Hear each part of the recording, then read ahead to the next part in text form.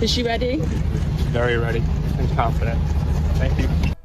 Among other things, the singer is expected to address the 2016 video of Combs attacking her in a hotel when she was his girlfriend. They used to call him a music mogul, a kingmaker, the man who turned hip-hop into a money-making machine.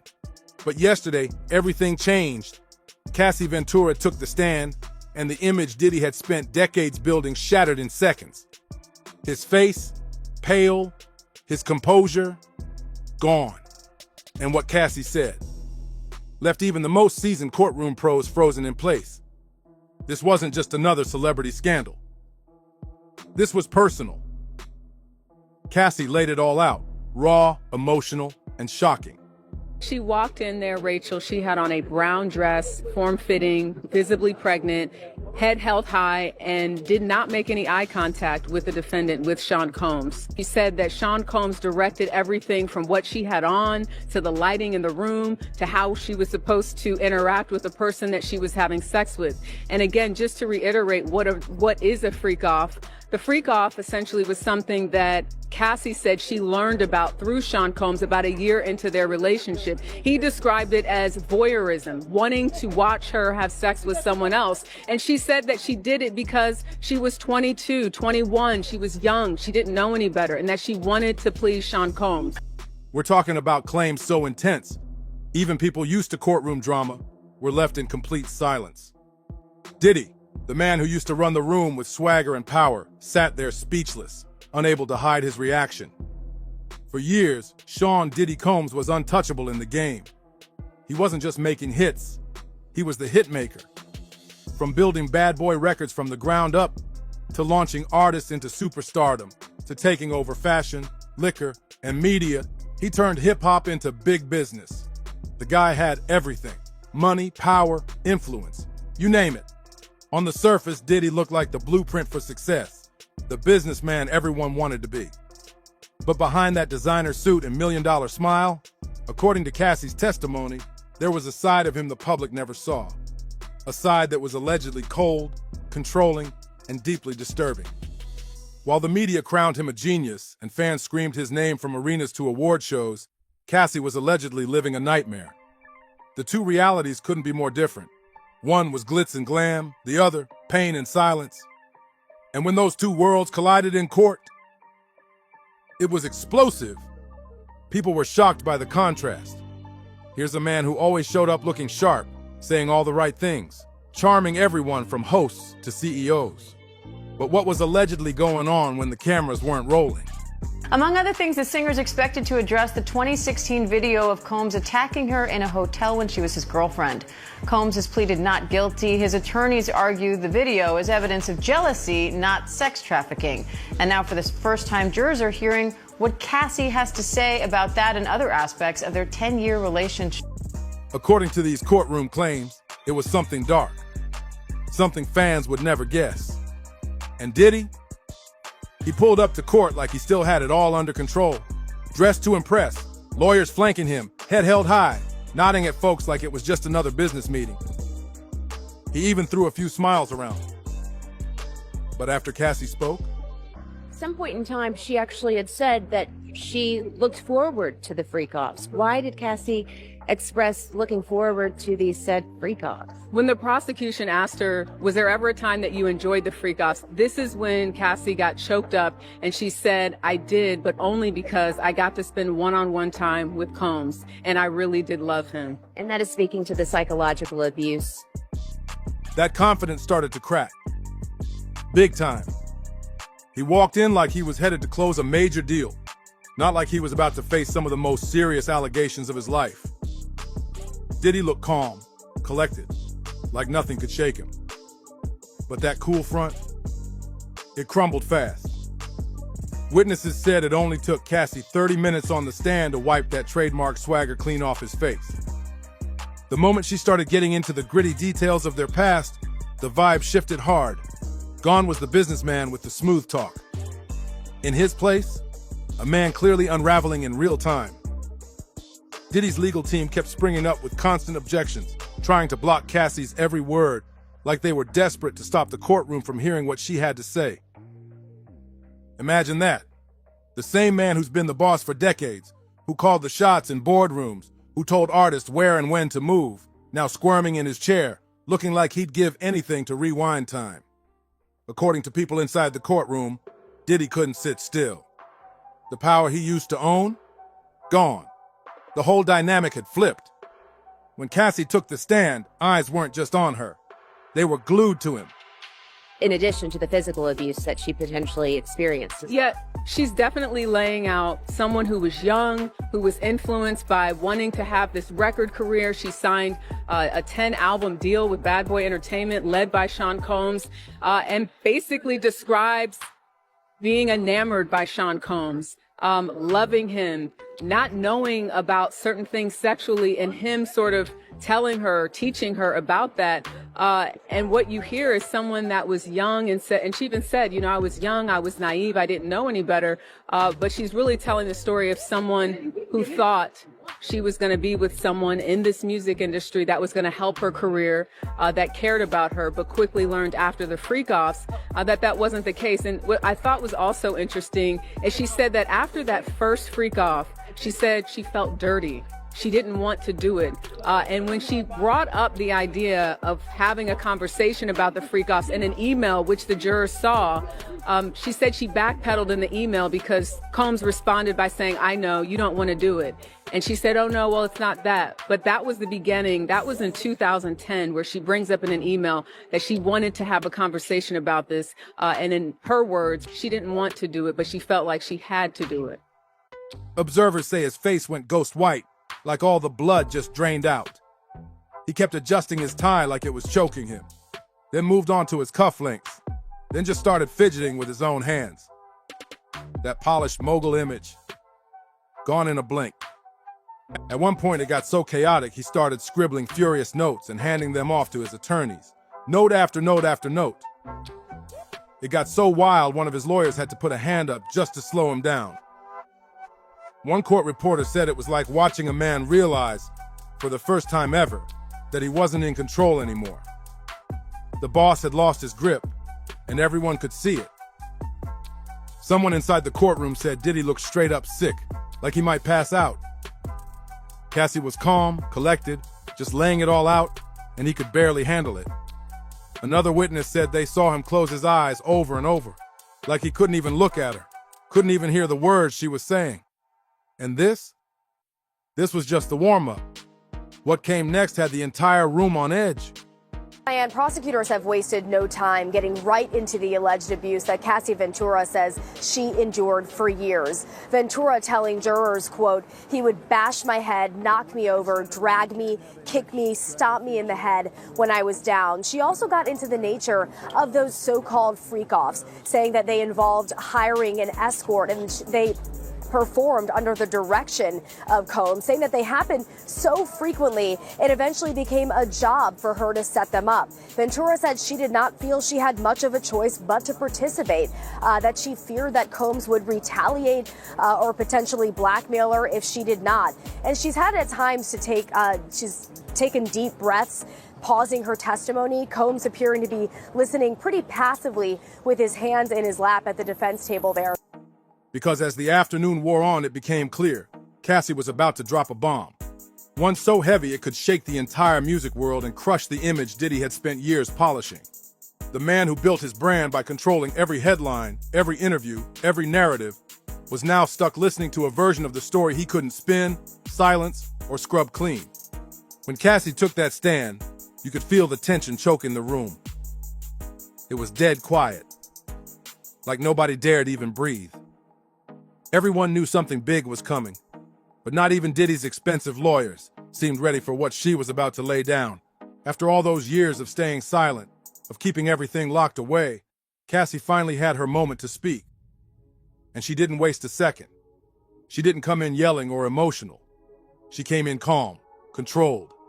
That's what made it hit harder. She started with the beginning. How she met Diddy when she was just 19, a teenager chasing her dreams. And he, already a powerful, connected millionaire running the game. She was new, hopeful, trying to break into music. He was the gatekeeper. The difference in power, massive.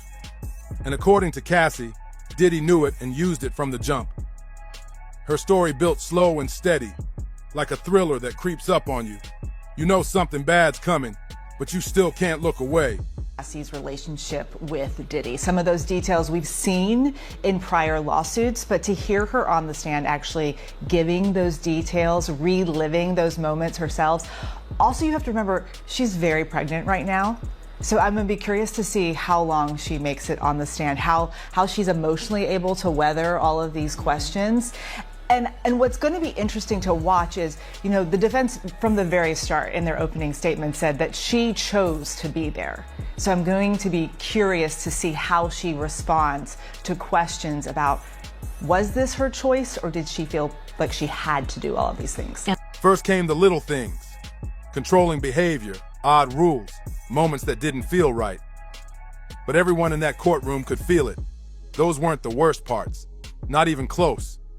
Cassie didn't hold back. She told the court how Diddy allegedly had to know where she was every second of the day. If she was out with friends, he'd just show up. No warning, no invite, just there. Then she talked about the grip he had on her career. She claimed he threatened to bury her music if she didn't do what he wanted. And if she tried to collab with other artists, allegedly, he shut it down fast, especially if he felt even slightly threatened by them. But what really made jaws drop was the tech. According to court transcripts, Cassie testified that Diddy installed tracking software on her phone. Tracking. She said he'd call her minutes after she got somewhere, already knowing the exact location. She claimed he slowly started cutting her off from friends, especially the ones who might have encouraged her to walk away. Bit by bit, her circle shrank until Diddy was all she had left. I think what made Cassie emotional is having to describe the details of the freak-off and why she did it. When she talked about wanting to do it to please Sean Combs, that's when she broke down. Up until that point, she had just been answering the questions. She's a little soft-spoken at times, but that's when she got emotional. When she had to answer the question about if she enjoyed it, that's when she broke down, because she said, I enjoyed being with Sean Combs. And she says, I did it because it made him happy. At that point, the courtroom got so tense, the judge had to step in 3 different times just to keep order. And Diddy, he was losing it, shaking his head, whispering loud to his lawyers, pulling faces that the jury could not notice. It was like watching a man who's always been in charge suddenly realize he's not. What did the expressions of the jurors look like? The jurors are laser focused on what Cassie has to say. And that's to be expected, right? Because she is the person who will likely be on the stand, according to attorneys, for 2, maybe 3 days. She's the one that was in the relationship with Sean Combs for over 10 years. So she's got a lot to say, and she's just getting started. And just when you thought it couldn't get any more intense, Cassie dropped the bomb. She pulled out her phone, quiet, calm, handed it to her attorney like she'd been waiting for this moment. Suddenly, the screen lit up with messages and emails, projected for everyone to see. And Diddy? His face said it all. Pure shock. Like he never expected her to have the receipts. There were messages where he allegedly apologized for violent episodes. Messages where he reportedly threatened her music career if she ever spoke out. Straight up contradictions to what his PR machine had been selling for years. These weren't rumors. These were real texts. Real emails, and the court was watching it all unfold live. That room went from tense to stunned, because at that point it wasn't just her word anymore, she had proof. But those texts, that was just the opening act. As Cassie kept going, the courtroom fell into dead silence. She started recounting physical abuse, stuff that left everyone stunned. She described being thrown against walls during heated fights. Then came the Miami incident. She claimed he pushed her down a flight of stairs at a rental house. People in the room were visibly shaken. And then, what might have been the most haunting part, Cassie testified about multiple times when Diddy allegedly choked her until she nearly blacked out. She said he wouldn't stop until she went limp. Just imagine that. Some jurors couldn't even hide their emotions. One older woman wiped tears from her face. A man on the jury kept shifting, couldn't look Diddy in the eye. Even the most battle-hardened courtroom reporters, people who'd heard it all, admitted they weren't ready for the raw, graphic detail Cassie dropped. And all of it, just building up to one final moment. The one incident that would flip the entire case upside down.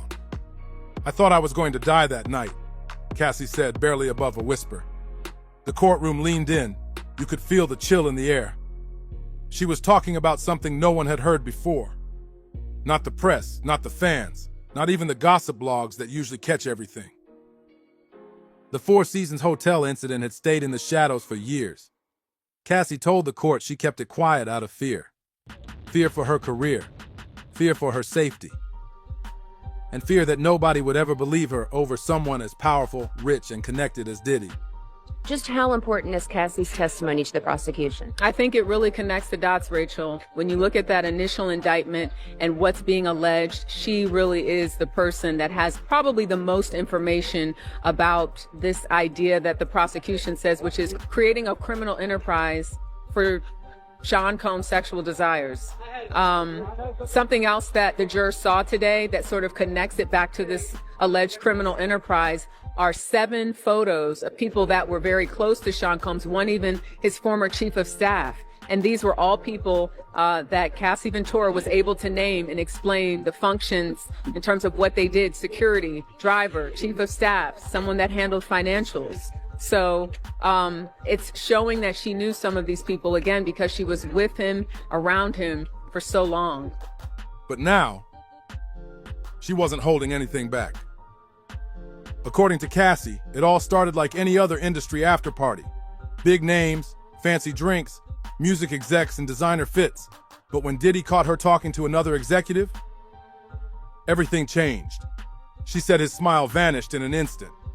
He allegedly grabbed her arm so hard it left bruises. And while still pretending to be his usual charming self in front of the crowd, he leaned in and whispered threats in her ear. He kept that fake smile plastered on for everyone watching, but behind it, Cassie claimed, was pure rage. That public versus private switch, that was the most chilling part, and it left the courtroom in stunned silence. Cassie told the court that Diddy didn't just yell, he dragged her through the hotel lobby in front of everyone. She said she was crying, struggling to break free, clearly in distress. It caused such a scene that hotel security actually stepped in, but only for a second. The guard walked up, saw what was happening, then froze the moment he recognized Diddy. Instead of helping, he just asked, "Is everything okay?" And when Diddy calmly said yes, the guard turned around and walked away like nothing was happening. "He didn't even ask if I was okay," Cassie told the court, her voice steady but raw. Then came the proof. Her lawyer pulled up photos, taken by Cassie herself the next morning. They weren't polished or staged. These were blurry, mirror selfies snapped in a bathroom, but that made them even more real. The jury saw bruises on her arms, a split lip, and red marks wrapped around her neck. It was all right there. Cassie said she took the pictures because deep down she knew. Nobody would believe her unless she had proof.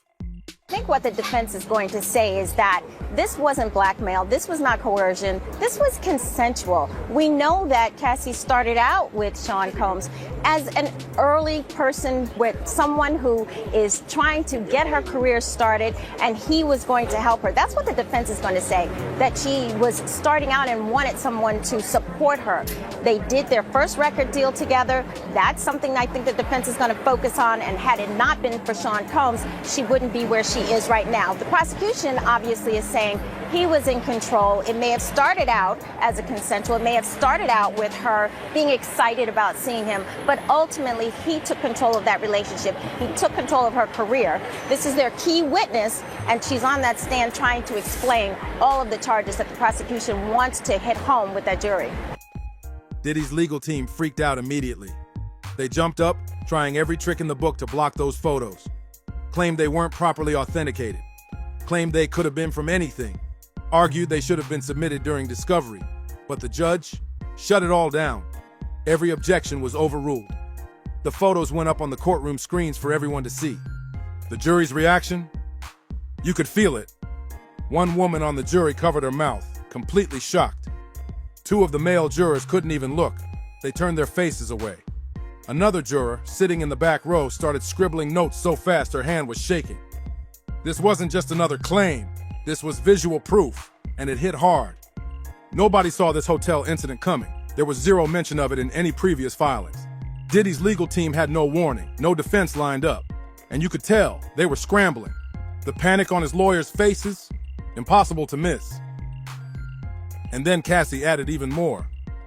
She said that during the same night, Diddy threw a champagne bottle at her head, missed her by just inches. It smashed into the wall behind her. That detail alone had everyone frozen.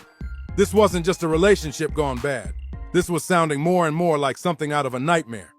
Cassie testified that after the hotel incident turned violent, Diddy completely lost control. She said he tore the place apart in a full-blown rage, smashed a lamp, flipped a table, even punched a hole straight through the bathroom door. But it didn't stop there.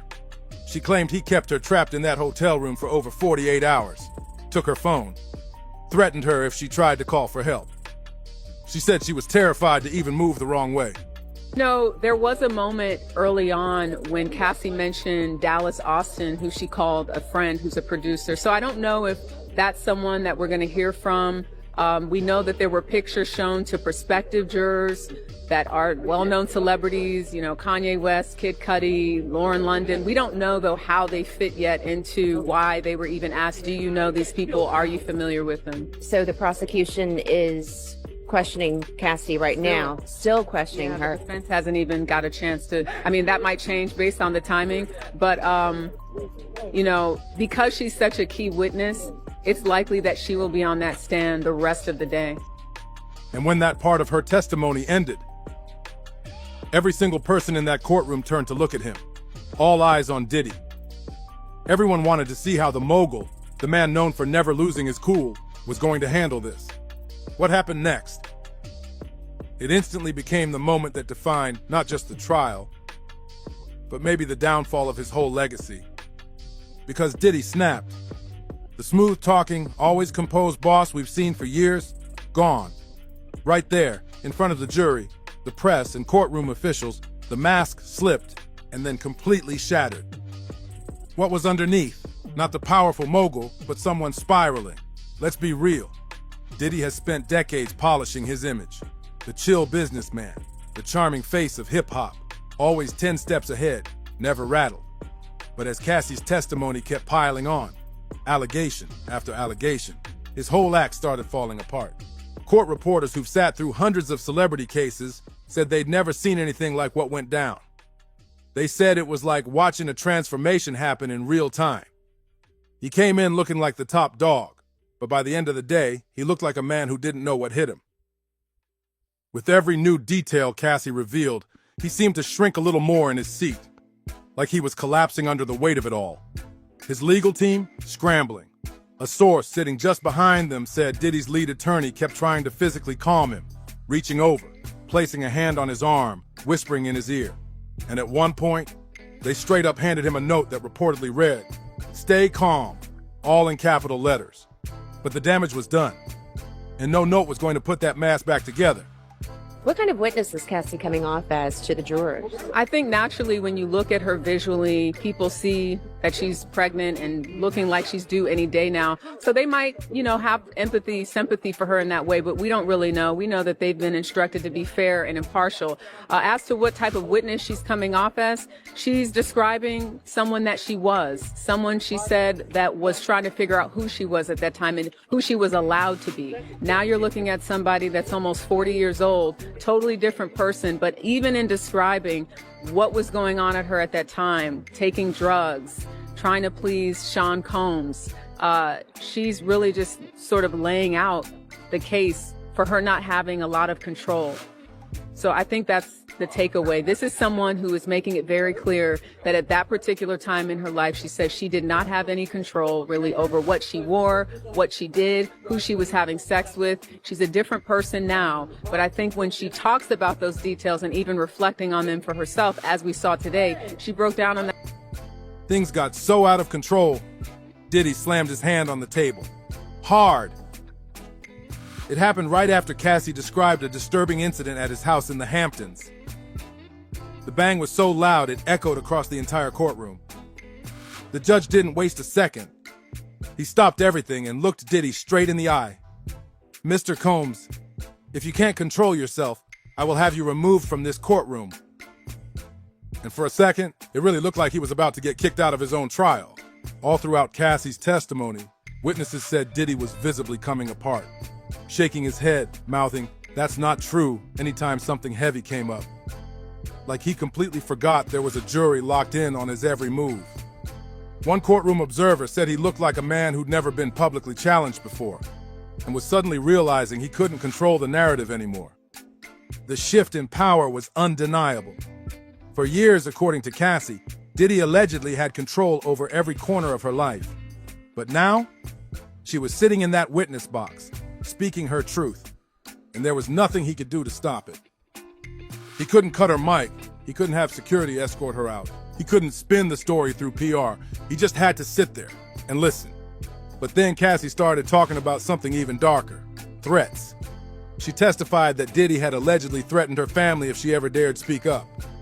And just when people thought it couldn't get any wilder, Cassie's lawyer dropped the bomb that blew the roof off the courtroom. She had recordings, actual audio recordings of Diddy's voice, making those very threats. The moment those recordings started playing, Diddy snapped. He shot up from his chair and shouted directly at Cassie, "You know that's not how it happened." The room went silent, jaws dropped. His legal team rushed in, trying to pull him back. It took 3 lawyers to physically restrain him and force him back into his seat while the recordings played on. He kept trying to speak over the audio, trying to take back the moment, but it was too late. The judge had no choice. He called for an emergency recess. But the damage, already done. Everybody saw it. The jury, the press, the court officials, the man who built his career on being untouchable had just proved he was more fragile than anyone ever guessed. As they escorted Diddy out for the recess, he didn't look like the boss who walked in that morning. He looked wrecked. The sharp suits, the cocky energy, the calm exterior, it was all gone. The mask had completely cracked. And what was underneath? A man spiraling. And just when it felt like the courtroom had heard it all, Cassie hit them with evidence nobody knew existed. Not the judge, not the jury, and definitely not Diddy. Turns out, Cassie had been playing the long game. For years, she'd been quietly gathering receipts, text messages, emails, photos, all carefully saved in hidden places where Diddy couldn't reach them, couldn't erase them. We learned that Cassie referred to him as Pop Pop, and Sean Combs would refer to her as CC. The prosecution says, "What does CC stand for?" She said Cassie Combs. When she revealed that in court, the room went dead silent. But then she dropped another bomb. Cassie told the court she had messages from other celebrities who had witnessed Diddy's behavior firsthand. And we're not talking background extras. These were A-list names, some of Diddy's own inner circle. People who had partied with him, done business with him, stood next to him at award shows. And now, their words were about to be read in open court. Cassie said these celebrities had seen things. Behind closed doors, backstage at events, late nights at private parties. The kind of stuff that never made headlines. But now, it was all coming out. Diddy's reaction? His face said it all. One person in the gallery said he looked like he was about to pass out. The second Cassie mentioned celebrity witnesses, his legal team sprang into action, objecting loudly, trying to get the judge to shut it down immediately. They demanded a sidebar, claiming the messages were hearsay, saying they hadn't been submitted during discovery. But the judge wasn't buying it. He reviewed the messages privately, then came back to the bench and overruled every single objection, called the messages highly relevant, and officially entered them into evidence. That moment, you could practically see Diddy break. He dropped his head into his hands. He knew what was about to happen. Then it began. One by one, messages from huge stars started flashing across the courtroom screens. A well-known rapper texted Cassie after a Grammy after-party. "You okay? What I saw tonight wasn't right. You can stay at my place if you need to."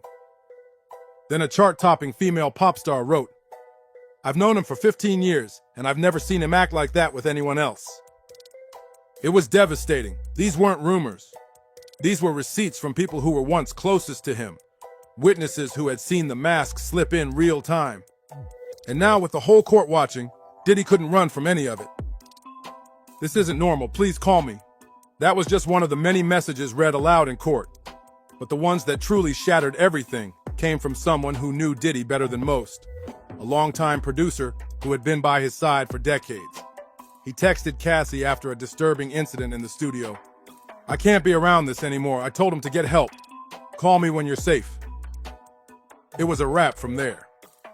That one message flipped Diddy's whole public defense on its head. He'd been saying for months that no one ever saw anything inappropriate, that this was just a personal relationship being twisted. But now, the court saw proof that people did witness things, did try to help, and did know something was off.